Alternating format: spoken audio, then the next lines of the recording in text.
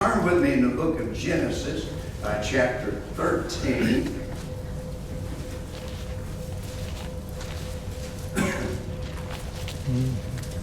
And I'm going to read from about 1 through 13.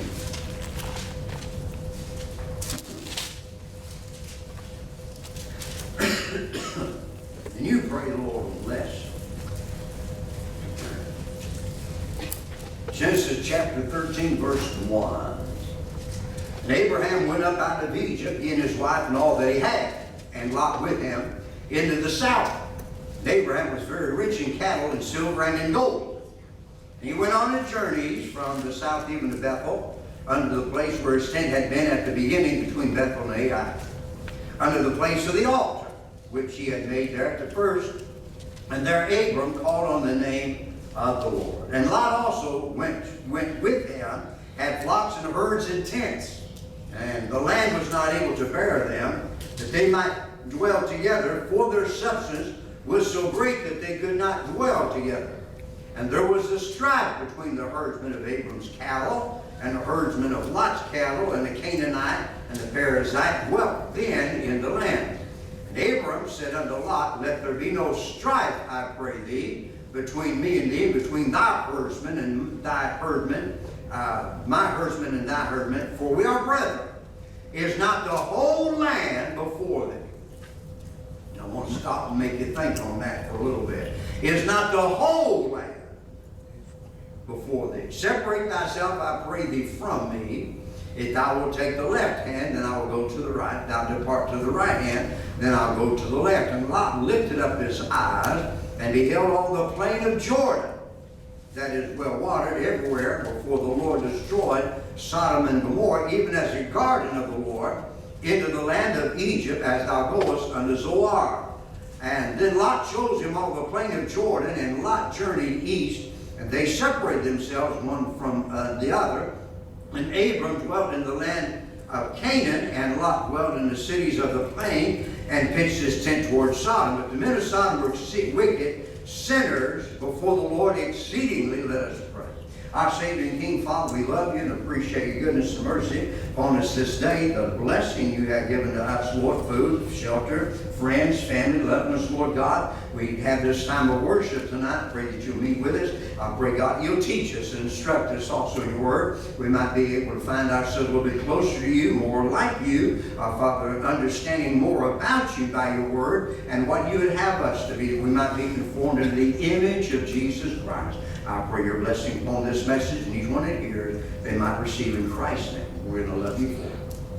Amen. I look at that last part there, that verse 9, the Bible said, Abram said, Is not the whole land before thee? And so they, according to God, that God told Abram that he was going to be able to inherit all that land, said he's going to have children as the sand of the sea and as the stars in the night sky. Look up, and if you could count them, then you'd be able to count how many children, the sand on the seashore, how many you could count them, all of them, then that's how many children you're going to have. So God is telling Abram that he's going to bless him, going to bless his substance, going to bless the thing that he has, he's going to increase him, and his children are going to come from him. And all these things God told Abram that he's going to have. And so he said, all this land which is before you. So Abram said, you look at the whole land, it's before us. He said, separate yourself from me. If you take the left hand, I'll go to the right. If you depart to the right, then I'll go to the left. And so he's telling Lot, his nephew, giving him a place. And Abram was the elder. He's the one that said, I'm going to take this land. You take that land. That's going to be fair enough. But that's not what he did. He gave Lot the choice. And our choices have consequences.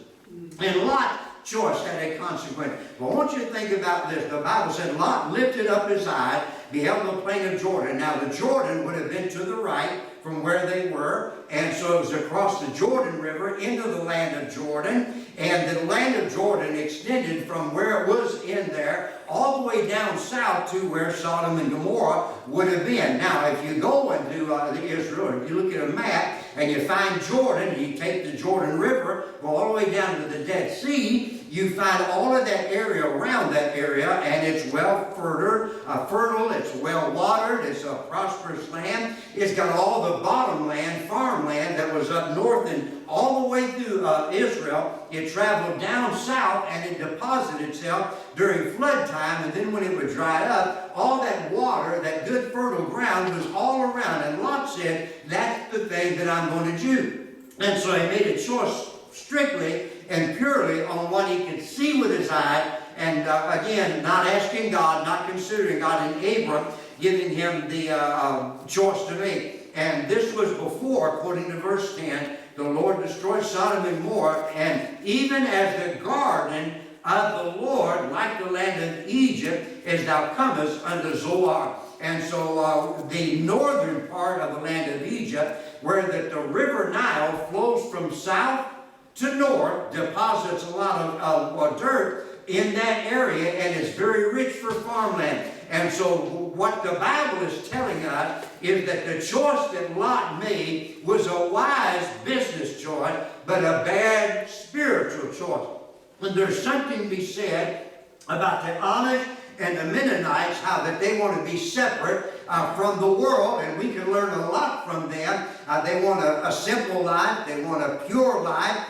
They want to be separated from a lot of the things that are in the world, and yet if you study some of their things that they did, they weren't all that by their practices as pure as we sometimes like to think that they live that kind of life. God knows we can use less of the world in our daily lives and more spiritual things, but the choices we make bear upon us in our spirit. Now, someone said, and I've told you this before, that what we do in our body doesn't affect our spirit. Well, we're going to find out tonight what Lot does, and the choices that he makes that affect his body also affected his spirit, but not just his spirit, but it was also all of his family's spirits as well. And you think about Lot, we read here in the Word of God that Abram had a lot. He had flocks and herds, he had cattle and sheep, he had a lot of herdsmen to take care of those. And Lot also had a great deal as far as we can read in the Bible. Now, first thing I want you to do is turn with me into the book of 2 Peter for us to have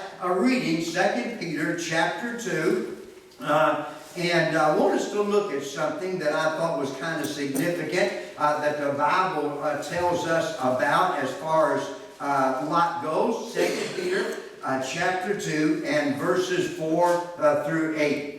All right? And so Peter is telling about the judgment of God that was and is coming. And he said, for if God spare not the angels that sinned, but cast them down to hell, and delivered them into chains of darkness to be reserved unto judgment, and spared not the old world was the one before the flood. The new world was the one after the flood. And he spared not the old world, but saved Noah, the eighth person from Adam, a preacher of righteousness, bringing in the flood upon the world of the ungodly. And so God's judgment was against the angels that sinned. It was also against the people in Noah's day that sinned, and turned the city of Sodom and Gomorrah into ashes, condemned them with an overthrow, making them an example unto those that after should live ungodly. All right, so let's recap that for just a moment. We got the angels that sinned, they received God's judgment. We've got the people in Noah's day that sinned, they received God's judgment. All right, so we've got the highest order of God's creation as far as angelic creatures go. Then we've got the people in Adam and Eve's day up to Noah, the eighth person, a preacher of righteousness, and they sinned. God brought judgment on that world. Then we get into a city that is sinful, Sodom and Gomorrah, and the plain around there, and they were sinful, and God overthrew them, turning Sodom and Gomorrah into ashes, and by doing so, bringing judgment. What did he do? He condemned those that would come after, that should live ungodly. People today think God's love, God's mercy, God's grace, He's not going to judge us, God's not going to send anybody to hell friend, God has to judge sin. Bottom line, God has to judge sin. He's a holy God. He's a righteous God. Psalms tell us that iniquity will not dwell with God. He's separate from sin, and because of that, God has to judge sin. And then he goes on, verse 7, and delivered just Lot, vexed with a filthy conversation of the wicked. So Lot lived in and among Sodom and Gomorrah in the area of the Jordan plain, and he was vexed by the way that things were going. He was not just vexed, but he was delivered just Lot, righteous Lot, the Lot that the Bible tells us chose the plains, well-watered plains of Jordan. Then we get into the next part. He was vexed with the filthy conversation of the wicked. Now, know how much the Amish and the Mennonites are troubled by the filthy conversation of the wicked? Probably not a whole lot until we that are not Amish or Gentile or Mennonites enter into their area and want to buy or sell or whatever among them. Then they probably have to put up with a lot of foolish talk like we do in our workplace, right? And around in this world. But look at verse 8. For that righteous man dwelling among them in seeing and hearing vexed his righteous soul from day to day with their unlawful deeds, with the things that they did that were unlawful, the character that they had, the immorality and wickedness and evil that was a part of them, that they felt like in that time in the world that it was okay to be that way, and they didn't treat one another with the way that Scripture said. But I want you to think about this. In verse 7, Lot is called just, and in verse 8, he's called righteous. Now, if you look in your Hebrew and Greek dictionary, you find that Lot was just and righteous, and it's the exact same root word, meaning that he was holy, he was innocent, that he was fair. That's the kind of a life that Lot lived. So it doesn't mean that he mixed with the way and became like they did, but that him living there, it really troubled him. Now, the thing about, go back with me now, Lot lived in a time when he had herds, he had cattle, he had sheep, he was well prospered, and he had land, the well-watered plains of Jordan. And so all of that, fair, innocent, holy, and just. Then notice two things with me in Genesis chapter 13, verses 7 through 13, all right? And there was strife between the herdsmen of Abram's cattle, herdsmen of Lot's cattle, the Canaanite, Perizzite dwelt then in the land, and Abram said unto Lot, let there not be no strife, I pray thee, between me and thee, and between my herdmen and thy herdmen, for we are brethren, right? We're together. We're the same. Shouldn't be any strife among us. Let me go ahead and tell you tonight, friend, in the church, there should be no strife among us. We should have one single purpose, and that's lifting up Jesus Christ and His kingdom. How can we see people get saved if the church has strife and infighting among them? Amen. All right, let me get back to the message.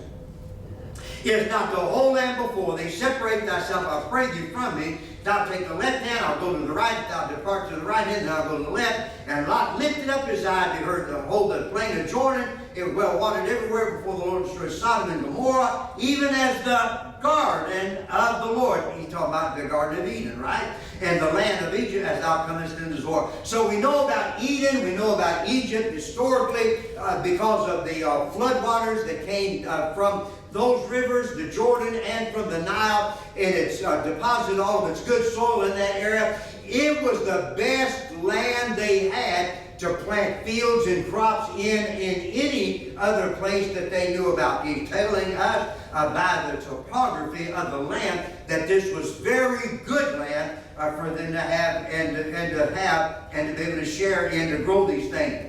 And it tells us that Lot chose the plain of Jordan. Abraham chose the land of Canaan. He gave it to him. But I want you to notice the downward progression spiritually with Lot and his life. And look at verse 10 of chapter 13. And Lot lifted up his eyes. He did some looking at Abram, giving the choice, and said, you choose which way you want to go. And so here's my thought. Why not just choose the south of Israel or choose the north of Israel? Why choose Jordan in that area there? Lot made a choice, and sometimes our choices have some great, bad, difficult consequences attached to them. Sometimes the choices that we make don't amount to a hill of beans, will never matter in eternity, and don't make any difference, right? I mean, if you had cereal this morning or bacon and egg, that's eternally not going to make any difference unless God told you not to have cereal. I had bacon and eggs. So see, there's a lot of choices we make, not going to extend beyond this life. You eat a lot of bacon and eggs, you might be in trouble, right? But as far as eternity goes, we can make a lot of choices. It's not going to go any place with it. But then there are those that we will make that have everlasting consequences, either with us or with our families. And I want you to know tonight, friend, that you're not in this by yourself. If you're a husband or a wife, if you're an aunt or an uncle, if you're a father or a mother, a grandmother or a grandfather, your choices have great consequences with those that look up to you, no matter who they are. As a preacher of the church, I believe that I have a lot of consequences attached to the decisions and things that I make. But look at the decision that he made in verse 10. He lifted up his eyes, so he did looking, purely based on the flesh, according to what he thought, Lot thought, was the best place for his cattle and for his sheep to be able to prosper the most. Lot, like a lot of people, want to prosper as much as they can. Nothing wrong with that until you leave God, as I said this morning, out of the equation. You're trying to add 1 and 1 and come up with 2. Leave God out of that equation, you're going to come up with 0. Amen.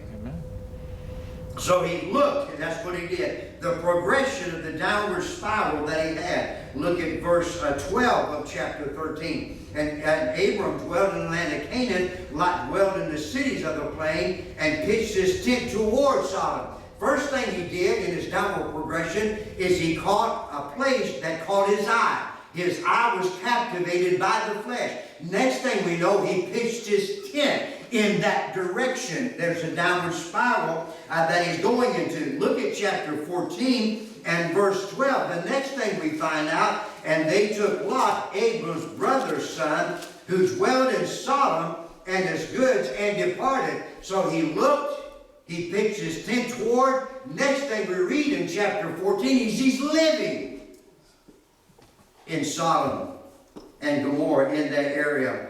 And then he becomes, in chapter 19 and verse 1, and there came 2 angels to Sodom at even, and Lot sat in the gate of Sodom. Now, my commentary, and I've always believed this, says that Lot had become a citizen with some kind of civil authority. He was one of the elders of the city, and he sat in the gate, and strangers came at even, and because he knew what the city was like, you know the rest of the story, right? He said, come and be with me in my house so that you don't abide in the city all night. The angel said, no, we'll abide in the city. We'll find a place, a quiet place, and we'll rest there. And Lot said, no, you're not. You're going to come home with me. So the downward progression, he looked towards Sodom. He pitched his tent towards Sodom. He's living in Sodom, and now he's an elder in the city of Sodom and Gomorrah. And because of Lot's desire to succeed and gain and to prosper, to have wealth and be secure, look at chapter 13. Verse 5, 6, and 7. Lot also which went with Abram had flocks and herds and tents, and the land was not able to dwell, to bear them, that they might dwell together. For their substance was great, so that they could not dwell together. There was strife between the herdsmen of Abram's cattle, the herdsmen of Lot's cattle, and the Canaanite Perizzite dwelled in the land. And Abram said to Lot, let there be no strife, I pray thee, between me and thee, between my herdmen and thy herdmen. For we are brethren. How much land did they occupy? Evidently a good portion of land. That's how rich Abram and Lot were in possessions, in things of this world. Now go to Genesis chapter 19, where we just were, where Abram is sitting in the gate of the city and desiring angels not to spend all night in that wicked place in that city without having walls and a roof and protection around him. Lot was going to do his best to save the angels from what he knew was going to go on in the city after dark. I mentioned this morning that it doesn't go on so much after dark anymore. It pretty much promotes. Amen. Right? And every which way we turn. Look at chapter 19. Look at verses 12 through 17. And the men said unto Lot, Hast thou here any besides son-in-law, and thy sons and thy daughters, and whatsoever thou hast in the city, bring them out of this place. Now to hurry quick forward, they spend the night with Lot in his house, and the angels are inside, and the men of the city want to break down the door that they might have relation with them. The angels blinded them so they couldn't find the door. The angels tell Lot, you go into your city, tell your son-in-laws and your daughters that they need to come, because God's going to bring destruction, fire and brimstone, overthrow the city and the plain around about that place that was so full of wicked. God's going to destroy it. And he said, the angels say, you bring them out of this place, for we will destroy this place, because the cry of them is waxing great before the face of the Lord. Now, who was waxing great? The area was waxing great. It was full of wickedness and evil. And that wickedness and evil is what cried out to the Lord. Now, God's not on a cloud somewhere asleep, and God's not in a rocking chair not paying attention. He's not on a journey, amen. He's not preoccupied. God knows what's going on the earth. Yes. And he said the cry of that area, the wickedness of that area is great before the face of the Lord. And the Lord has sent us to destroy it. And Lot went out and spake unto his sons-in-law, which married his daughters, and said, Go get you out of this place, for the Lord will destroy the city. But he seemed as one that mocked unto his sons-in-law. And the morning arose, and the angels hastened Lot, saying, Arise, take thy wife and thy two daughters, which are here, lest thou be consumed in the iniquity of the city. I believe that Lot had daughters that were married that stayed with the sons-in-law. I also believe Lot had two daughters that were virgin that still lived at home. That's my presumption on what I read in the time that I've read it. And so he doesn't convince his daughters-in-law, his daughter, doesn't convince his son-in-law to flee the city. They mocked him and made fun of him as if everything was going to be all right. Quickly, go to verse 27, and Abraham got up early in the morning to the place where he stood before the Lord. Whenever the angels came and told Abram, and God's going to destroy this place, and Abram tried to convince God not to destroy it for 50, 45, 40, 30, and 10, if there were 10 righteous cities. God was not able to find 10 righteous people in the city area of Sodom and Gomorrah. And so Abraham got up in the morning, verse 27, he stood in the place where he entertained the angels, stood before the Lord. He looked toward Sodom and Gomorrah, toward all the land of the plain, and behold, and lo, the smoke of the country went up as the smoke of a furnace, meaning that there was a great fire, a great burning in that area. Not only the city of Sodom and Gomorrah, the plain and the area around that area also was burned up with a great burning. And it came to pass when God destroyed the cities of the plain that God remembered Abraham and sent out Lot out of the midst of the overthrow, and he overthrew the cities in the cities which Lot dwelt. Now, we just read to you in chapter 13 how great a possession and prosperous God had blessed Lot, and how much herds and cattle and things that he had, and the land and possession and people that were under his employment.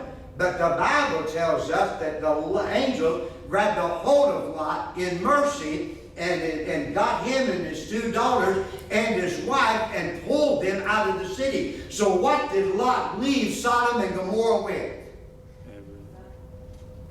3 people.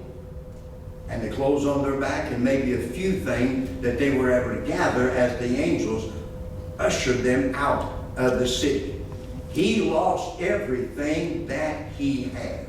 He looked, he pitched, he lived, and then he was a civil servant, an elder in the city. And every possession and progression of the way that he went down spiritually showed that he was getting further and further away. His family was getting further and further away, to the point that his daughters married into these heathen families, and they left and lost everything that they had. Now, go back with me in your thoughts for just a moment. It would have been better if Lot, when Abram given the choice to make his decision, you choose which way you want to go, left or right, and when you choose, I'll take the other. I'll take the other. Lot would have been much better off if he had said, I've got a whole lot more than what I need. I'm going to sell it and dwell in a small place over here. We don't need all of this world's attachments and things to it. If you got it, it's not sin, unless you leave God out of the equation. The choices that we make have consequences, and these consequences cost Lot practically everything that he had. Cost him practically everything that he had. Now, fast forward to today. We don't have, I don't know anybody that's rich as Lot and Abraham. I mean, they were rich in their time period. I don't know anybody like that today. But you've got family. You've got loved ones. Children, or husband, or wife. Nieces and nephews. Grandson, granddaughters. You've got a lot to lose, just like Lot had a lot to lose, right? We need to be careful of the choices that we make, because our choices have consequences. We may not like the consequences of those choices, but we're not free to choose. We can choose anything we want to, but we can't choose the consequence that's attached to that. Life is going to find its way, and people say it all the time, to come back and haunt you. I think about the rich man that had houses and lands, and his fields and his crops brought forth abundantly. And he said, what shall I do? I know what I'll do. I'll build bigger barns. Then I will bestow all my goods. Then I will say to my soul, soul, thou hast much good laid up for many years. Take thine ease, eat, drink, and be merry. And then the Bible, Jesus said, tonight, thou fool, thy soul shall be required of thee. And then whose things shall these be? Our priority should be our children, our family, our loved ones, that we might see them saved and do the best we can to live a life that is a prime example of godliness. A prime example of godliness in front of the world. You got family and loved ones, friends, you'd like to be saved, you're the one, because of your passion and connection to them emotionally, you're the one that's going to have the most ability to reach. Who's the ones that are the most hardest to reach? Your family, amen. But I'll tell you, friend, you've got more authority than I do with them, because you know them. And they may mock you and make fun of you, but I'll tell you, friend, they may take also to heart a little more deeply than they would something else or someone else tonight. Well, our choices have consequences. Certainly we're not living in this thing. We're not on an island. We're going to have to deal with these things as they come to us. We better make the right decision when those kind of come. Would you stand? Page 373.